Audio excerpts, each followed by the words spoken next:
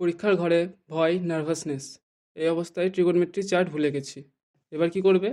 আস্তে করে পাশের জনকে জিজ্ঞেস করে নি, কিন্তু সে যে তোমাকে ঠিক উত্তর দেবে এর কোনো গ্যারেন্টি আছে? কিন্তু আজকের ভিডিও দেখার পর তুমি ট্রিগোনোমেট্রি চার্ট লিখবে মাত্র 1 থেকে 2 মিনিটের ভিতর, এর গ্যারেন্টি আমি নিচ্ছি। হ্যালো স্টুডেন্টস, আমি সুজন রায়। Let's begin. দেখো, প্রথমে ডিগ্রিগুলোকে উপরে লিখে নিতে হবে 0 থেকে 90 পর্যন্ত।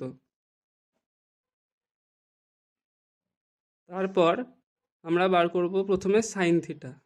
এর জন্য সিম্পলি 0 থেকে 4 পর্যন্ত পরপর লিখে ফেলো। 0, 1, 2, 3, 4। এবার প্রত্যেককে 4 দিয়ে ডিভাইড করে দাও। ডিভাইড হয়ে গেলে সবার মাথায় একটা করে রুট। এটা করলে প্রথমে আমরা সাইন থিটার ভ্যালু পেয়ে যাব। দেখো, 0/4 হয় 0, তার রুট হবে 0। এটা হবে হাফ। তারপরেরটা হবে 1/√2, এবং তারপর হবে √3/2, আর শেষেরটা হবে 1। ঠিক আছে, এবার বার করব কস থিটা।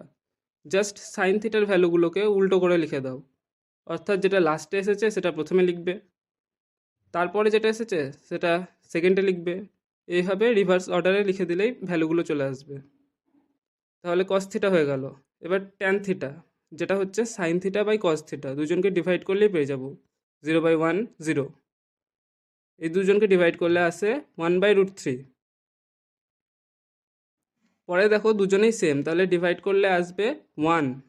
তারপরেরটা সিম্পলি √3। এবং নেক্সট হচ্ছে অসংজ্ঞাত। ওকে, তাহলে প্রথম তিনটের ভ্যালু পেয়ে গেলাম। এই তিনটাকে ইউজ করে পরের তিনটে পাবো। যেমন ধরো কোসেক থিটা হচ্ছে সাইন থিটা উল্টো, তাহলে জাস্ট ভ্যালুগুলোকে উল্টো করে লিখে দাও। 0কে উল্টো করলে আসে নট ডিফাইন্ড। হাফকে উল্টো করলে আসে 2। পরেরটা হবে √/2। তারপরে হবে 2/√3।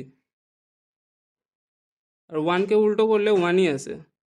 এখানে উল্টো মিন্স রেসিপ্রোকাল। এইভাবে সিম্পলি কসকে উল্টো করলে সেক পাবো,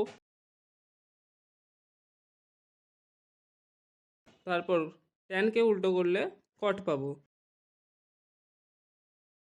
এইভাবে যদি ভ্যালুগুলোকে বার করো তাহলে মাত্র সময় লাগবে 1 থেকে 2 মিনিট।